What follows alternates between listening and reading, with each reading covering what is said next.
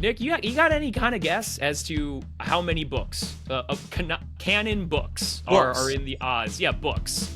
20. No, it's too low. That's too low? That's too low. We're not doing. We shouldn't do this. We shouldn't do that. This is now an Oz Universe podcast. We will no longer be talking about anything else. It'll take us 4 years to go through 40 books. Hello and welcome to May the Review Be With You with Nick and Joe. I'm Joe. I'm Nick. Welcome everybody to Ozfest. Today we are talking about 3 beloved Wizard of Oz Ozverse films. Of course, the original Wizard of Oz. We're talking about Oz the Great and Powerful. And then more recently, Wicked. Can't leave out Wicked. So we're going to go through all 3 of these films, talk about, what we liked, what we didn't like, some similarities, some of the differences. And we're going to kick things off. Joe, where are we starting? If ever there was a Wiz, there was. The Wizard of Oz is one because, dude, that has been ringing in my head for like a solid week now. No, see, I've been defying gravity for a couple days, so. You tell me which is a catchier tune, to be honest. I mean, Defying Gravity, way more impressive vocals, but god damn, they knew how to make an earworm back in 1939. Oh, man. Listen, 1939, the damn movie still holds up. It's freaking fantastic. Now, granted, it's weird as hell. Oh yeah, there's no denying that. That film, it's weird. It's the weirdest one of all of them. Maybe it's because it was the first one, but Wizard of Oz, 1939, the OG, strange. What a strange film. As Nick said, it is Ozfest. We're diving into all of these beloved movies. Well, at least 2 of them are beloved. I actually don't know about Oz the Great and Powerful, how beloved that is universally. But we are going to dive into it as part of Ozfest. But before we do, Nick, just talking about Oz in general, real quick here. I don't know how many people know this. If you are an Oz fan, you probably are very aware of this. But if The Wizard of Oz and Wicked are about as far as you go, it might surprise you, as it did me, to find out just how many Oz books there are. Nick, you got any kind of guess as to how many books of canon books are in the Oz? Yeah, books. 20. No, it's too low. That's too low? That's too low. We're not doing. We shouldn't do this. We shouldn't do that. If there's 20 books and we're talking about 3 movies, that means, well, there's probably more movies than we even can get. How many books are there, Joe? So canonical books, okay. 40. There are 40 canonical books. And not all of them are by Frank Braun, the original writer. I think like 14 of them or so are. But this is crazy. His family and like other folks that were trusted with the with the property added to all of that. There are non-canon books that keep the lore going in crazy ways from what I understand. Oz is just however big you think Oz is, it's bigger than that, it's certainly bigger than I ever realized. That's insane. This is now an Oz Universe podcast. We will no longer be talking about anything else. It'll take us 4 years to go through 40 books plus the non-canon ones. If there are any Oz fans, like true diehard Oz fans that are listening to this, just tell us, what are the best books in the series? Which ones should we actually read? I went through summaries just on Wikipedia really quick, just skimming through them. It did not seem like all of them were winners. I'm not trying to hurt any feelings. Let me know if I am wrong in the most gentle way that you can. Yeah, listen. Oz is freaking huge. That's crazy. So Frank Braun came out with the first book, 1900 is the first book. We fast forward into our first movie, The Wizard of Oz, 1939.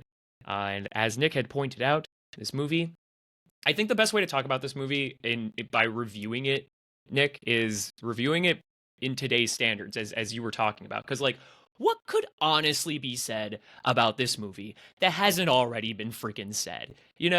As a technological marvel of the end of the 30s and the beginning of the 40s, the Technicolor technique that was going on, it's truly a marvel. The set design, which Nick, I'm going to let you dive into that. I know that's your forte, is awesome. It still looks great.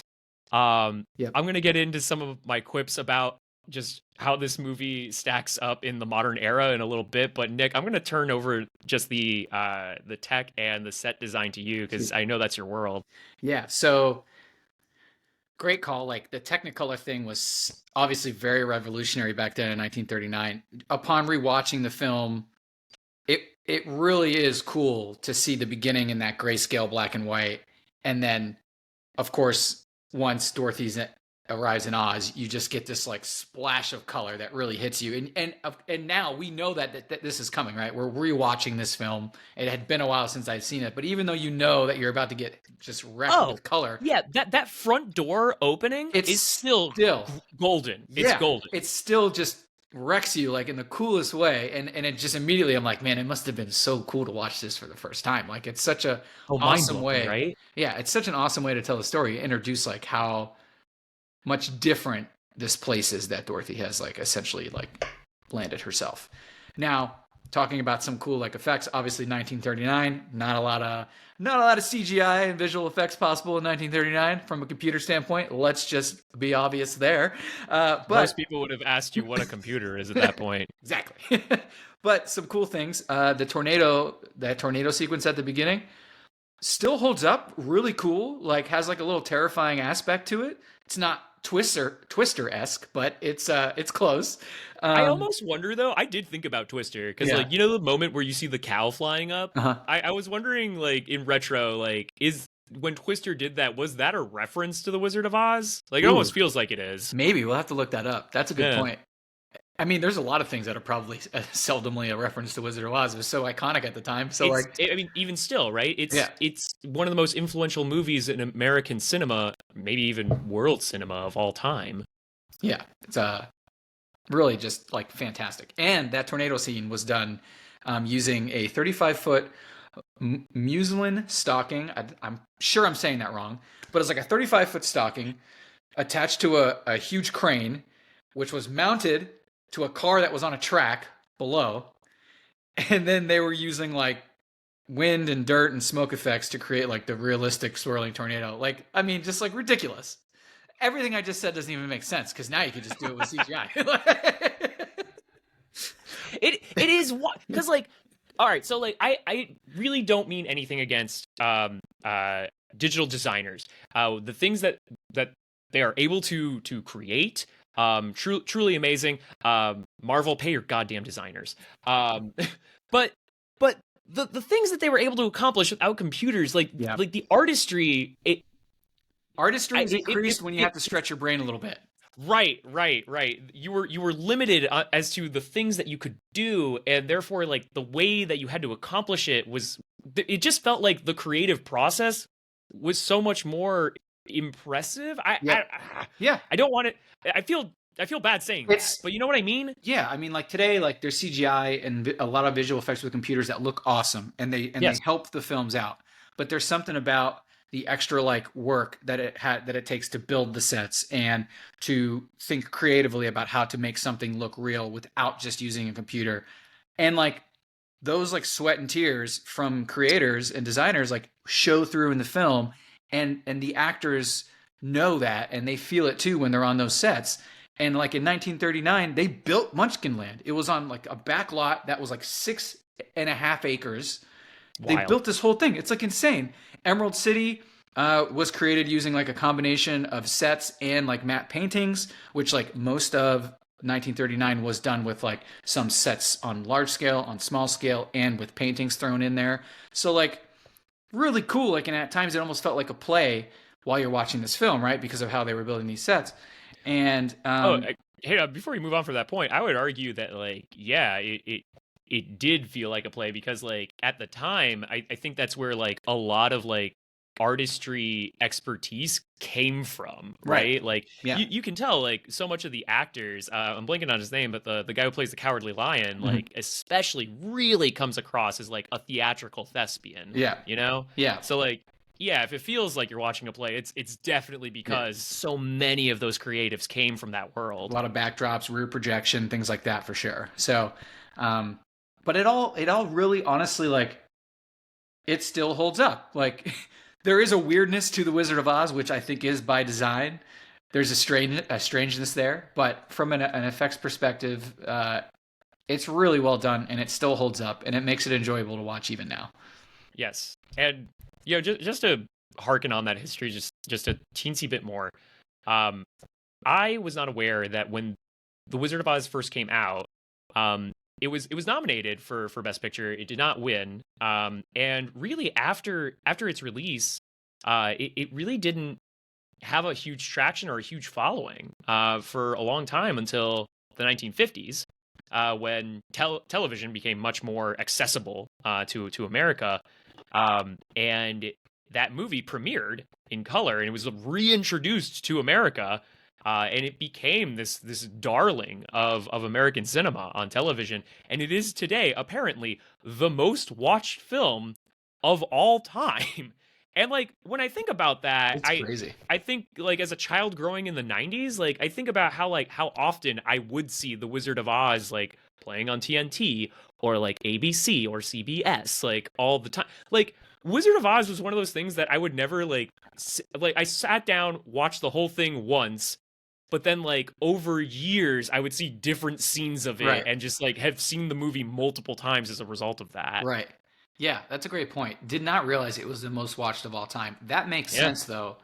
But man, like it was like required viewing when we were growing up. But like It was. is it still required viewing? You know, like what are people watching now? Right. Are they just yeah. watching Wicked? Like I would love to know what the younger people like, you know, what's a 14-year-old? Are they like being forced to watch the original Wizard of Oz? Like, or are they kicking and screaming as they're like hitting play?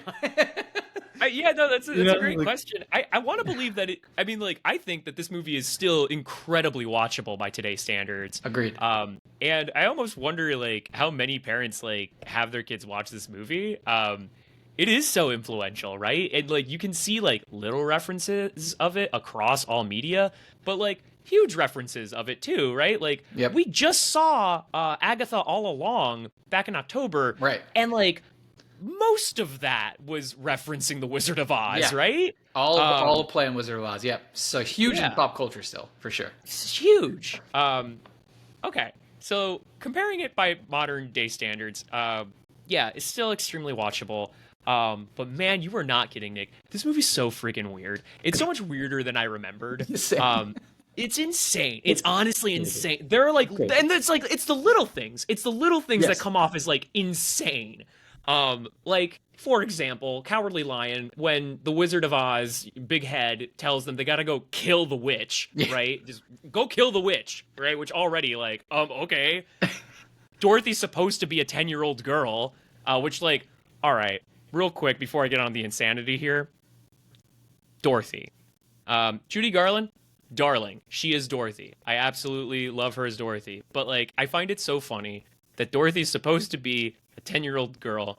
Judy Garland is 16. Apparently, Shirley Temple was supposed to play Dorothy at 10 years old.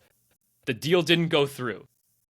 So they gave it to Judy Garland, who was 16. They did not rewrite the part for a 16-year-old girl. And you can tell, because they all treat her like she's this baby. And it's wild to me that, like, this grown, almost grown woman Strange. is being handled like she's glass. Strange. Anyway, yeah, so tell the girl made of glass to go freaking kill the witch. Cowardly Lion jumps out the window in response to this. Do you remember? He runs from the wizard and jumps out the window. In the very next scene, it's the four of them just walking in the forest as if that didn't just happen. No big deal. No big deal. Also, what I love about that, when they're walking, they're all armed. Scarecrow is carrying a pistol. He's holding an actual gun.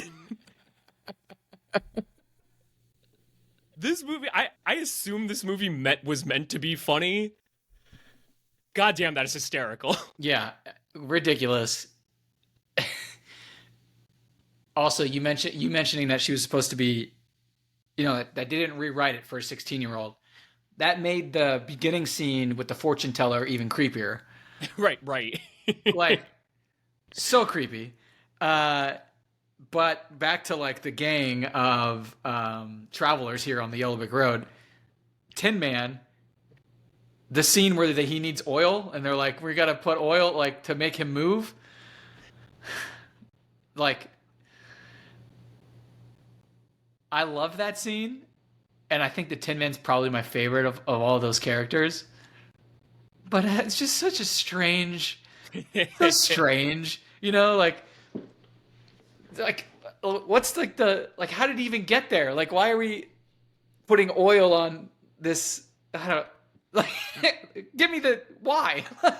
I will say, even as a kid, I have always loved the sound effect that they used for the oil drum Oh as my it's god. like Yeah. pumping glop, glop, glop, glop, glop, like that. Like I don't know why. There's something about that that like tickles my brain like Yeah. perfectly.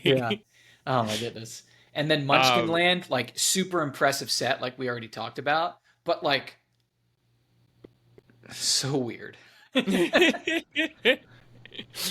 And it doesn't get like less weird no, throughout the years it when they doubles down, when they make honestly. the other movies. Like it gets weirder, like Mm, which we'll get to those, but yeah, if we're looking at just like things in the movie that we think maybe could have been better, maybe that's unfair to apply that criticism from 2025. right. But to be fair, there's really not much I would criticize in this movie.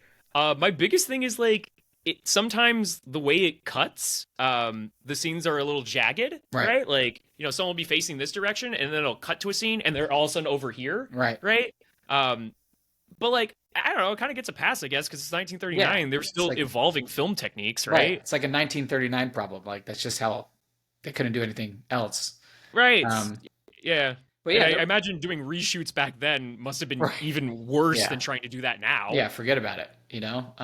But yeah, like not really a lot of like improvement notes either. I mean, it's too old and iconic to like they should have done this, they should have done that. Like I it's think it really comes down to the digestibility of this film, and like I think the older this movie gets, the weirder it becomes, yes, which almost makes it more lovable. maybe. Yeah. Although I will say like I don't think I'll ever understand why Dorothy wanted to go home. I mean, they try to tell you that like it's about, she's going to miss her loved ones and her family, but like listen, you spend that much time in Oz and then you want to go back to Kansas where there's tornadoes in that small ass house with like 7 relatives. Ain't no way. As we'll find out in the next film, Oz had it right. End up in Oz. Don't go back to Oklahoma or Kansas or wherever the hell you're from in the Midwest. I'm so glad you brought this up because it was the first time I've ever watched this movie, and this thought had occurred to me. Where she wakes up, of course, and the no place like home, and you were there, and you were there, and you were there, right? Like we all know that scene very well. And she does the whole like, and I love all of you, which I do think it's funny that the fortune teller is there and she says that. But in any case, uh, I would have loved it if Elmira Gulch, who like the mirrored comparison is the Wicked Witch of the West, right? If Elmira Gulch just shows up in the window at the very end and she's like, even me? And Dorothy's like, no, you tried to kill my dog. And Elmira's like, that's right. That plot point hasn't been resolved yet. I still have to kill your dog. Well, there's your answer for what could be improved. There's a massive plot hole in the original Wizard of Oz. The movie just decides to end at one point. It's just like, we're done. We are done. Listen, this is really all Toto's fault, though, if I'm being honest. Like the whole thing, right? Like Toto didn't jump out of the basket to run back home. Well, it starts with Toto biting Elmira, right? Yeah. Yeah, he didn't do that. Sounds like Dorothy's got to get Toto under control, Yeah, honestly. sounds like this whole thing is Toto's fault. Yeah, or Auntie M, like maybe don't let the 10-year-old girl who looks like a 16-year-old girl run free with this wild dog. I don't know. That sounds like bad dog ownership. All right, well now we're getting into nitpicking territory. That's what we do here. Oh my goodness. All right. But yeah, Wizard of Oz, it stands the test of time. I hope Yep. it always will. Yep. It is an icon for a reason. 100%.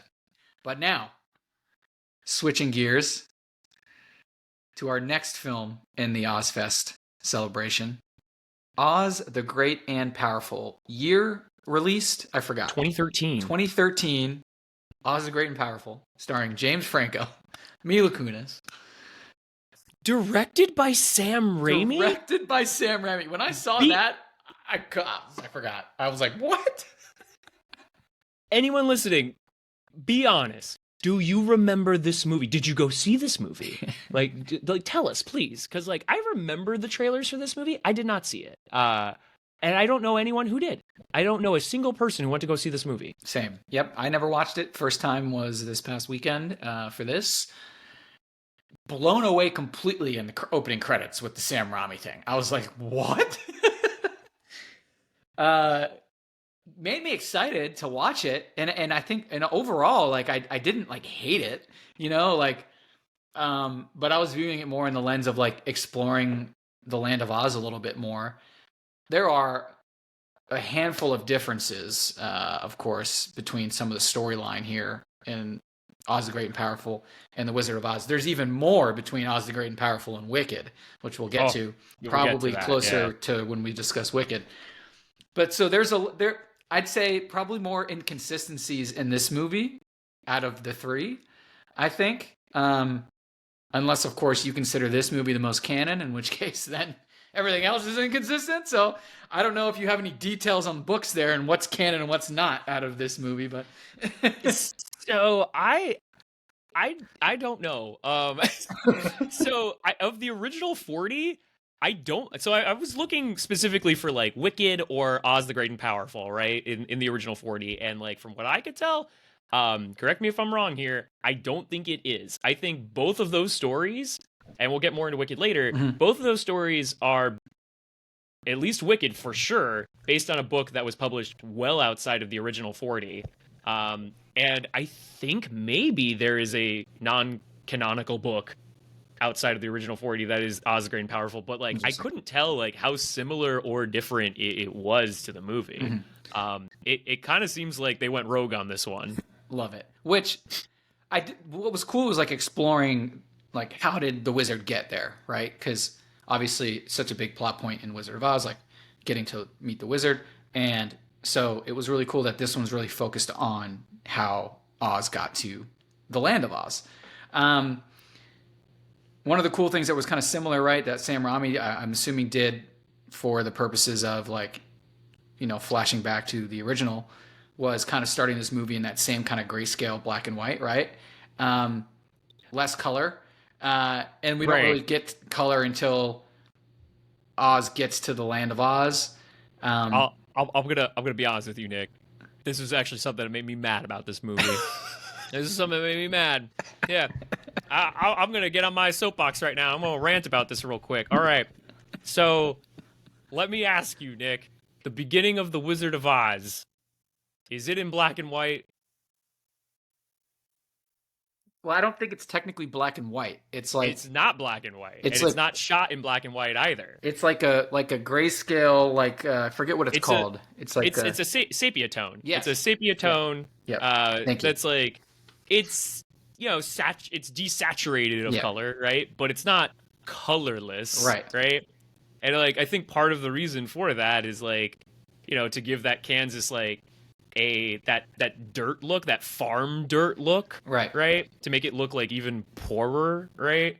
Because like at the end of the day, I think that's what like Oz is supposed to be this like mirror of like our world, right? But like where everything's different and more vibrant, right? And I don't know, it just kind of felt like they were like, oh, it's supposed to be old timey, right? Not dirty, like old timey. And it was like that. I feel like you guys are kind of missing the point here. You guys are like trying to like pull some nostalgia here, but like it's not working. I don't know. I got mad at it. All right, Joe, didn't work for Joe. The nostalgia there at the beginning of The Great and Powerful. In any case, it happened. I do think that it's interesting that Oz is also technically not from Kansas. I think it was Oklahoma, but he did Omaha, thank you. He did spend some time in Kansas in his history that we found out. I think it was in the original that we he says it in Oz that I was a Kansas man myself, young lady. Right. So there's some similarities there. Of course, he arrived, and then of course the way he gets there is basically a tornado, just like Dorothy. In this case, he's in a hot air balloon, which is completely ridiculous, but fun. And yeah, that's like the beginning there, right? What do you got? Where do you want to get? Where do you want to go? Do you want me to hit some more practical effects here from Great and Powerful? Yeah. Let's talk practicality. So Nick, what looks better, Oz the Great and Powerful or the Wizard of Oz? Go. I think Oz the Great and Powerful, You're wild. but not by that much, which is crazy. Like It just looks more modern, right? That's really all it looks like. More modern. Now, to the credit of Oz the Great and Powerful, they did build 7 full size set, I didn't know that. including Munchkin City, Glinda's Castle, the Whimsy Woods. They did this to help provide like the actors with like some tangible environments to interact with. So they did build like some full sets, which is really cool, and I think it shows like in the movie, right? In addition to that, though, as you can imagine, between 2013 and 1939, quite a lot of effects and digital visual effects had been created. And so Oz the Great and Powerful contained around 1,500 visual effects shots. That's quite a lot. Wow. So they, of course, use this like CG characters, 3D cinematography, visual effects, like all that stuff. So there's also that part of it, right? I think another cool part is the China girl in The Great and Powerful was actually a like puppeteer. And they had like a couple different like facial expressions that she could use. For the record, anyone who is listening to this right now and you haven't watched Oz the Great and Powerful, I do just want to preface the fact that Nick is not being insensitive here. That is indeed the character's name. It is the China girl. Yep. Has nothing to do with being from China. It is because she is a China porcelain doll. Yes. Which actually was pretty cool. Right. Very cool. Yeah. Thank you for the clarification, Joe, so I don't get canceled. I got you, man. But yes, so that's just like a handful of like the kind of overview of the effects and visual effects. But that's one thing that I love about this franchise and this universe is that in all the movies they focus. They really do bring in like the practical versions of it, right? They're building sets, even in Wicked, which we'll get to. They're building sets. And in my opinion, and I think the opinion of this podcast, is that when you can build stuff for real, it just helps all parties involved like get immersed in the world. That includes the actors, that includes the people watching, that includes us. And so, really cool that they actually built that many sets in 2013. So. That's kind of just a quick overview. What I'll throw it back to you for what you want to talk about next as far as Great and Powerful is concerned. I guess I want to talk about just like because we haven't really talked about like what we gave like a very very very fast summary of what this story is, and as you had mentioned, Nick, it is the story of how Oz comes to the land of Oz, which he just happens to share the same name as the land, we come into conflict with our two witches, the wicked witches of the East and West. There is a bit of a twist, which I appreciate the movie trying to do. I don't think it sticks the land. Honestly, it's kind of really laughable. Yeah. The twist. I didn't see it coming, but like it did make me laugh a lot, and I don't think I was supposed to laugh. Oh, this is one thing that I did not like about visual effects or makeup or whatever. Oh gosh, yeah, this was bad. The Wicked Witch of the West looked horrible. Like, yeah. 1939 I think in general was miscast, but like also it did not help that the effects for her were bad. It looked so bad. It was like funny ugly, not good. No. Really too much. Yeah, the Wicked Witch of the West from 1939 looks amazing compared in any era, and by God, especially compared to the 2013 version. 1000%.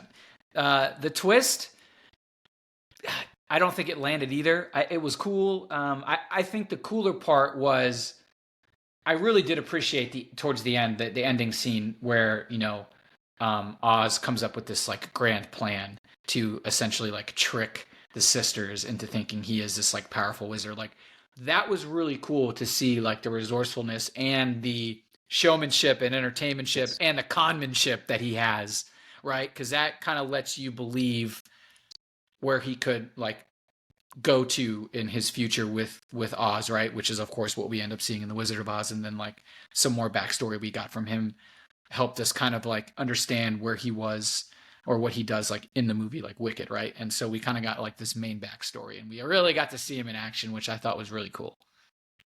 I do agree with that. I think a lot of the performances in this movie fall really flat. James Franco, however, I don't think his lines are always written very well, but like he's just always kind of a delight to watch. He's very charming, especially in this role. And I think he was pretty good at, being the stranger in a strange land and kind of fumbling his way through it, and then watching him get to flex his muscles as a con man in the end. I do enjoy the idea of that. I think it works for like what we know Oz to be later, especially getting to watch the evolution of the big giant head, right? That was really neat. Right. For the record, the twist that we are referencing is Oz arrives. He is told by two leaders of Oz, two women, that he has to go kill the Wicked Witch in order to become the King of Oz, as it is prophesized. But it turns out the Wicked Witch is actually Glenda. And the two women that he was talking to are actually the Wicked Witches, to which we get to watch the evolution of the Wicked Witch of the West become green, and it's dumb, and it's basically she feels spurned by the fact that Oz flirted with another girl. Yeah. And like that's why she becomes wicked. Yeah, and her own sister is the one that like makes this possible and betrays her anyway. So it's just like it's jumbled and not very well done weak. And weak and stupid, honestly. It's stupid. Also, I'm gonna go ahead and say this. I think this movie, even though I don't think that I think this movie is like it's not good by any stretch of the imagination. I didn't have a bad time watching it. Right. It was kind of fun. Yeah, it was kind of fun. I enjoyed it on it, and also Finley, the flying monkey assistant, Zach Braff, best character. Of Agreed. He was the funniest. You know what's funny? Zach Braff in the beginning of this movie, when he's his human character, I distinctly remember thinking, "Wow, this is not a good performance by Zach Braff. This is really bad." And then like as soon as he's the mirrored, animated monkey, all of a sudden delightful and like the best character. Right. It's like I guess he was supposed to be playing like a muted version of that, but like. Man, does it not hit very well in the beginning, but like later, Zach Braff gets to be full Zach Braff, and it's great. Right. I mean, he probably read the script and was like, I love this Finley character. This idiot at the beginning, I don't care for, but we'll make it through. What I wanted to say, though, was this movie basically has, of the three movies we are talking about, the worst iterations of the characters who appear consistently in all these movies. Yes. The worst Wicked Witch, the worst, I feel bad about saying it, but the worst Oz, and the worst by far the worst Glenda. Not even close. Yeah. Yeah, I'm with you there. It leaves a lot to be desired, for sure. from a character's point. But like overall, movie's enjoyable. Like I would agree with that. And if you're a fan of the Ozverse, like you should watch this movie because it is fun and it is cool to see like the origin story of how Oz got to the land of Oz. Now, it leaves some questions, right? Like when he gets there, there's this prophecy that the wizard is going to come and save the land of Oz, and he arrives, and they think he's the wizard, and maybe he is what the prophecy is saying, but if he's not, then who is the wizard actually supposed to be that's supposed to come and save everyone? Not sure. This is the only film where we also hear about any sort of prophecy, right? Mm-hmm. Because this is the only film out of the three we're talking about where Oz is not already in the land of Oz. So right. It leaves some questions on that end from a canon perspective. I think one of the reasons why this movie like doesn't hit for me is The Wizard of Oz, even though I think a lot of like the lines or maybe a lot of moments from back then weren't supposed to be necessarily funny back then, right? And they are funny now, right? Yeah, that's a good point. It was still always written as a fun, whimsical adventure, whereas like a lot of Great and Powerful feels like it's supposed to be this epic thing, and I just don't feel like overall that's a great look for this. For at least this cinema series, right? Yeah. At least for the tone that's set originally. Right. Yeah, that's a good point. Two more real quick hits. Yeah. More like, I think Sam Raimi trying to like pay homage to the original. They had like that Strawberry Fields yes. reference there at the end of this one, which was a clear reference to the original Wizard of Oz with, or it's Strawberry Fields, Sleeping Fields. Yeah. Strawberry Poppy Fields Fields. forever. That's a Beatles song. Sleeping Fields. So that was like, paying some more homage. That was, I think it worked well. It was cool. Right. There's another part where like they show the con man and the wizard and the craftsmanship of Oz, right, and his resourcefulness about like, getting the group together to build these like figurines.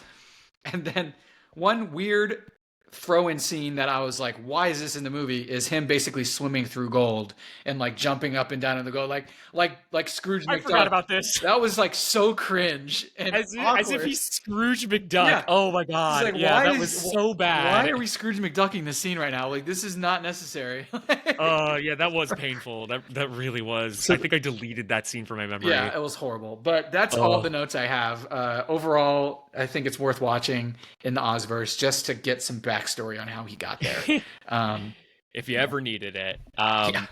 But without further ado, let's get to the main attraction of this podcast. We are talking about 2024's John Chu's Wicked. Part 1. Which I am told, Wicked Part 1, which I am told is popular. I'm so sorry. Popular? I'm so sorry. All right, you're gone. I'm going to do the rest of the show myself. Joe's canceled. Talk about catchy tunes. God. Wow. Wicked. So that's a film. That's a film. I mean, Spectacle. All right. So I was never lucky enough to watch the Broadway performance of this. Were you? Nope. No. I only know a handful of people who were. From everything I've heard from anyone who saw it live, they loved the hell out of the performance, right?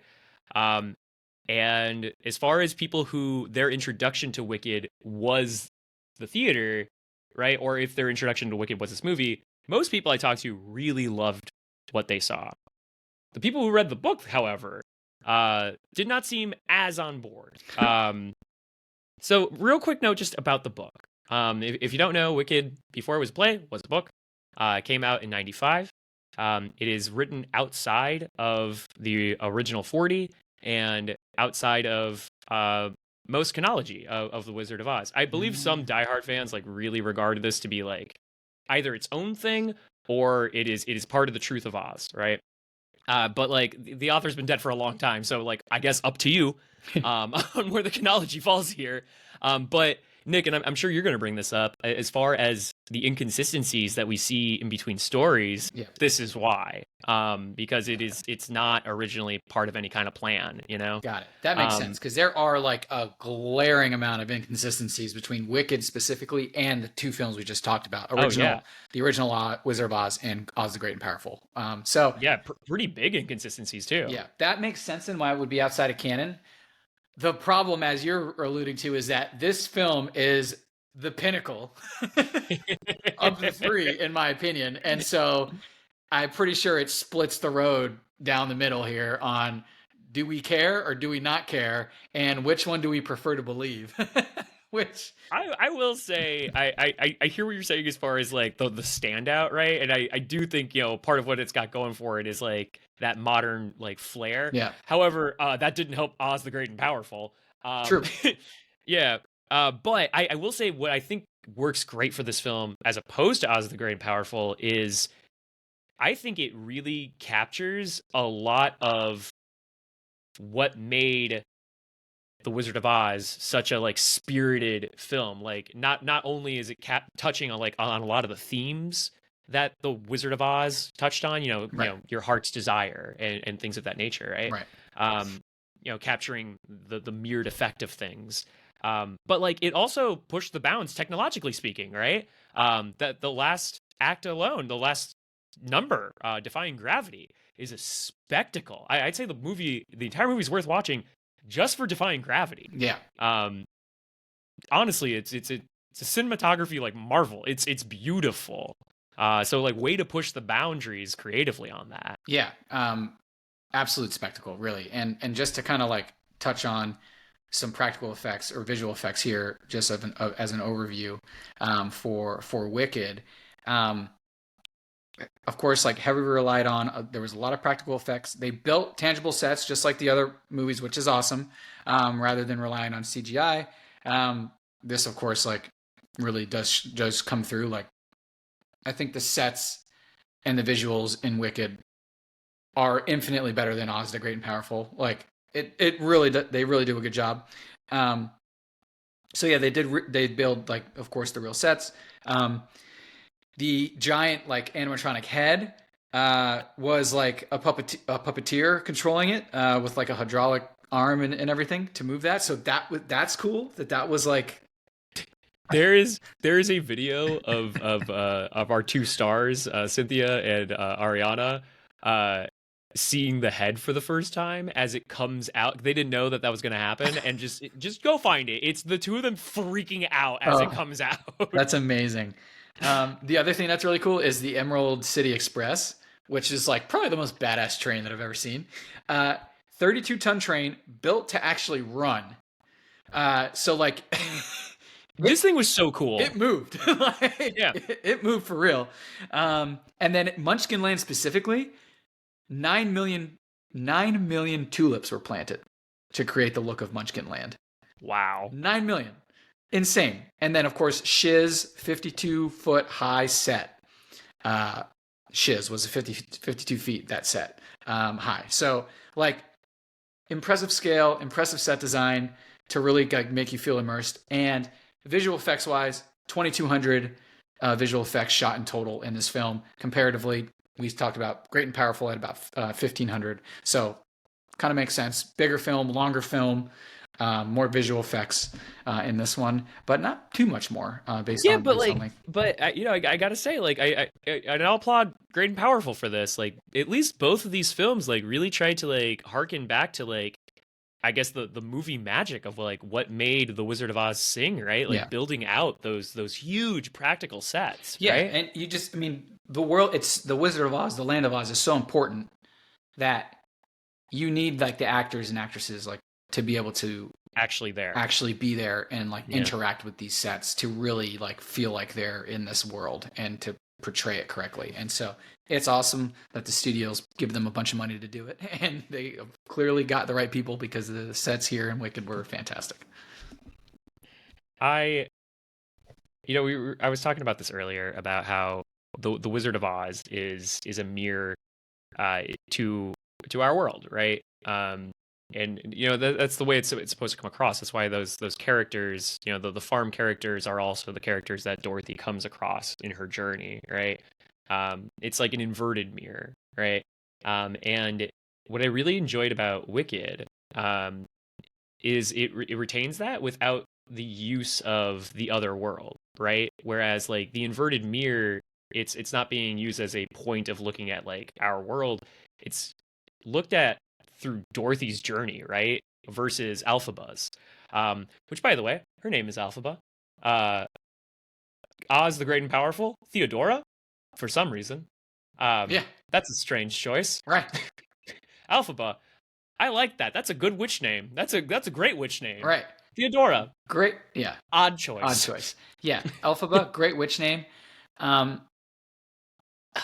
I've got so many like canon-wise questions almost, right? Like, because this movie starts off with like Wicked Witch of the West is dead, right? Which is like right. Which we're past the climax of The Wizard of Oz, right? At this point, picks up. Like, we get a scene where we get to see our quartet is marching back to Oz after they've killed her, right?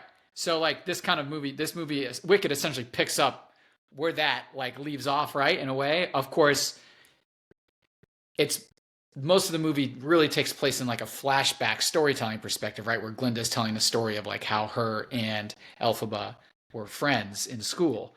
And so, it's Glinda, but the G is silent. I just, want to make that clear. Glinda? Glinda. Also, can we talk about the fucking hair flips? Dust. So ridiculous. So great. Anyway, so we'll get to Ariana Grande in a second. Yeah, but like, so most of this Wicked is really like a flashback, right? In a way, in a story that Glinda's telling. So, and there are from The Great and Powerful, there are a lot of differences. Like, Mm. In The Great and Powerful, all the witches are already in Oz. In Wicked, none of them. But basically in Wicked, Oz is already there. Oz is there the whole time. He doesn't arrive while the other witches are there, right? Right, like it feels as though he's come from Omaha for a while now. Right. He's been around for a minute. And he built the Emerald City, right? Whereas in Oz the Great and Powerful, it's already there.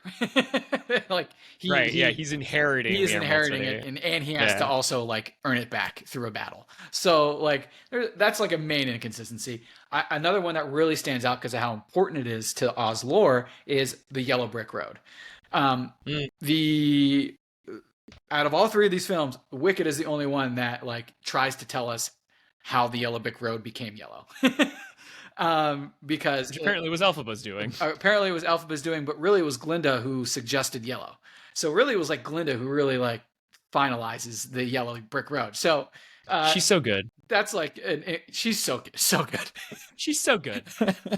So there's a little that seems like a big Oz lore thing to just decide, especially for something that's not canon. The Yellow Brick Road is actually Glinda created it. She created the color and all of these things. So that's just another thing that kind of stands out. Also, the security for Oz.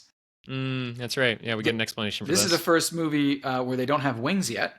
And so we essentially figure out how they get wings, but doesn't really fit in Oz the Great and Powerful because, of course, Oz, before he even got to the Land of Oz, they had wings. So there's a lot of inconsistencies there, but your explanation about the canality of Wicked compared to some of these other movies kind of speaks to the reason. Well, really just the Wizard of Oz. I don't know if Oz the Great and Powerful is canon either. I don't think it is. We're not sure. We hope not. I'm pretty confident. But it's cool to kind of just see the differences between how they're telling stories and what they're deciding is important and not important. And so, I would, as far as, arguing the chronology of these two movies, and even though from a book standpoint, neither of them are, right? But if you were trying to create, an Oz lore in cinema, specifically cinema, it feels like Wicked is the better bridge between the two, between Oz the Great and Powerful or Wicked. It feels like Wicked does a better job of creating a seamless world, right? Yeah, I agree. I think it's much easier to go from Wizard of Oz to Wicked than Wizard of Oz to Oz the Great and Powerful. Especially because there's just so many things about Oz the Great and Powerful that are just gonna disappoint you. I'd love for them to remake not Oz the Great and Powerful, but tell a different version of how the wizard got there. Give us a different movie. Do it again. Do it again. Because it is a cool thing to explore, and I think that there are a lot of things in that movie that are done well. But Wicked. I'm going to give some quick hits. Okay. Some quick hits about what we like, what we didn't like.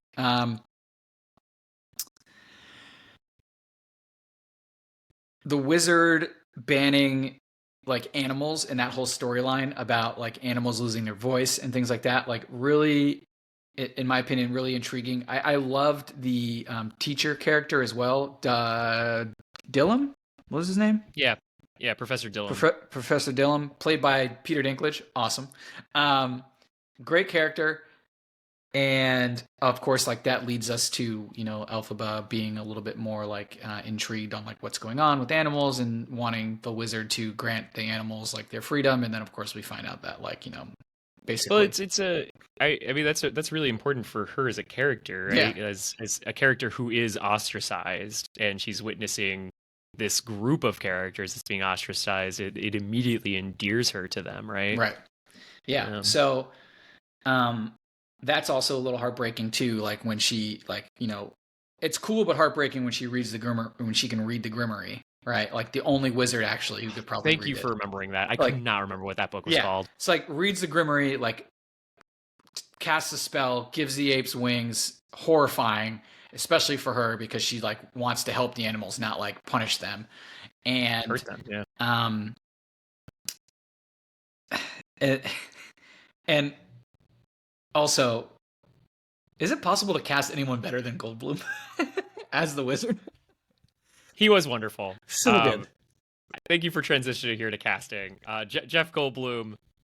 He's just such a fun actor, man. He's just always so fun to watch on screen. He does such whimsical and he speaks and moves with such oddities, right? That he's just a marvel in and of himself. Which isn't that his mirror counterpart's name, Dr. Marvel or something in The Wizard of Oz? That's the fortune teller.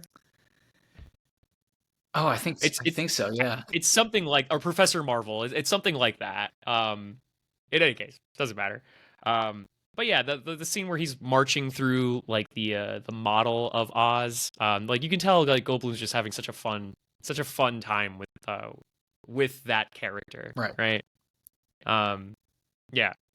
I'm sorry, I didn't mean to cut you off. No, I was basically done. I've already bragged about how awesome the Defying Gravity scene is at the end there, and it really just like gets you jazzed up for part 2, like, and for where we're going, because I haven't seen the Wicked play, and I didn't really want to like ruin it to see what happens next. So I'm kind of just like in limbo, waiting for the second film to come out. Thankfully, it comes out at the end of this year. They filmed it all together apparently, so like, yes, we're not waiting Wicked Part 2. too long. Very excited for that. Just to harp on the casting just a little bit more. Can we talk about the Ariana Grande in the room? I'm gonna talk about her first before I get to Cynthia Erivo. Is that how you say that? Erivo. Cynthia Erivo. Okay, so I never had anything against Ariana Grande. She just never really did it for me. I remember her on what was it, Victoria Justice's show, whatever, the Nickelodeon show forever ago. I remember her on there. I don't know. She just never did it for me ever. This movie made me a fan of Ariana Grande because, like, to me, like before this, as someone who just didn't know a lot about her, she just didn't seem like she had a lot going on. And in this movie, you can tell like this is someone who clearly cared a lot about the performance. Yeah. Like I mean, her character is supposed to be big and loud and like very commanding in scenes, and like Grande does such a great job of doing that she kind of steals the scene almost every time, with the exception of course of Defying Gravity, which is supposed to be Elphaba's big coming out, right? But yeah, just so awesome to watch her take that scene and be so fun and whimsical with it, right?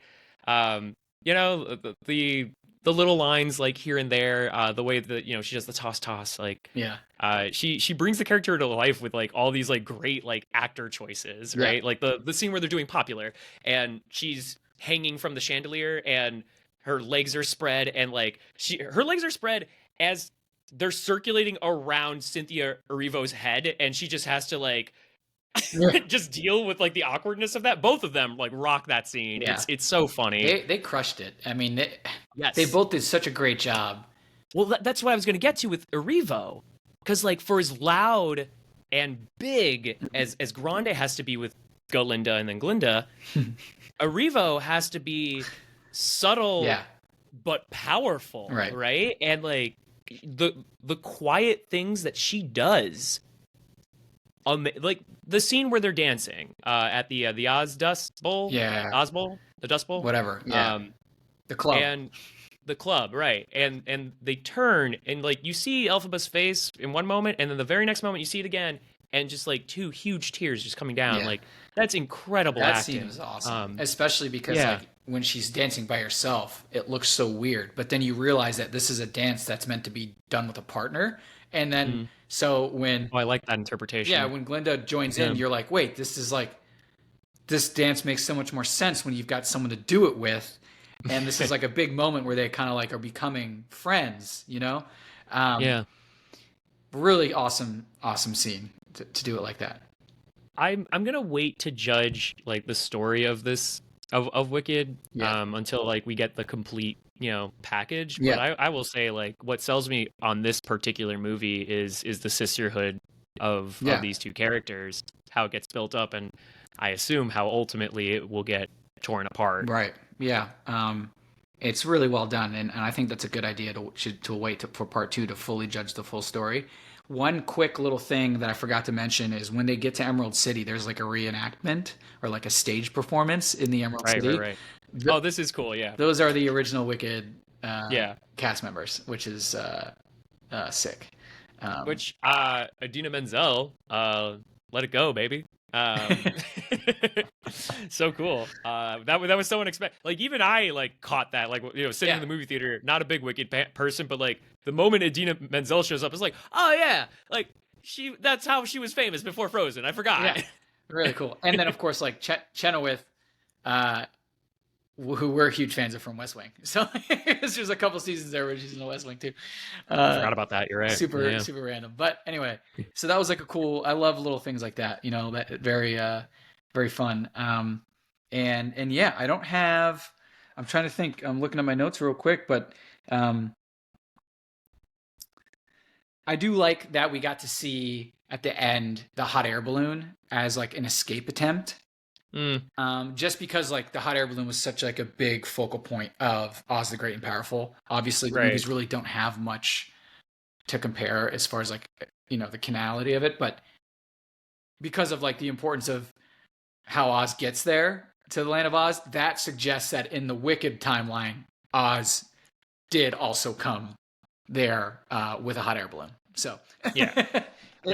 Once again, like a better seamless like connection to the Wizard of Oz than Oz the Great and Powerful. Right. Yeah, no, that's a great call. That was cool. Yeah. Nick, as a final note before we move on from our Oz movies here, just to talk about Oz itself. What is it that you think about Oz, the land of Oz, that people love returning to so much? Honestly, to me it's just like the fantasy of the world and the sets. Like you've got like something like the Emerald City, like that's like insane. Like that does not exist here. Like we don't have like a city that's all like green and emerald and like just like enchanted, like, and I think people love to have that kind of like thought and wish or like what if thought, right? On what if this was real, like how would it look, how would it be? I loved the depiction of it in Wicked. I think it was my favorite version of the three. The Emerald City, really cool. And yeah, I mean that can be the only thing. Exploring these three movies, it actually makes me more interested for part 2 of Wicked, and then maybe some other potential Oz films down the line, because it really is like a cool world to explore. There's a lot there. So I think Wicked proves that there's an appetite for this, right? For sure. Yeah, I absolutely, right. And you pretty much hit all the words that I would have said about this. I think it is a fantastical, whimsical place that people want to see. And you brought up that the fact that they wish it was there, and just to like expand on that just a little bit, like Oz has always been about a story about finding what your heart desires, right? And like how close it actually is to you, rather than it being in this faraway place, right? Sure. And I think that speaks to a lot of people. Certainly does here.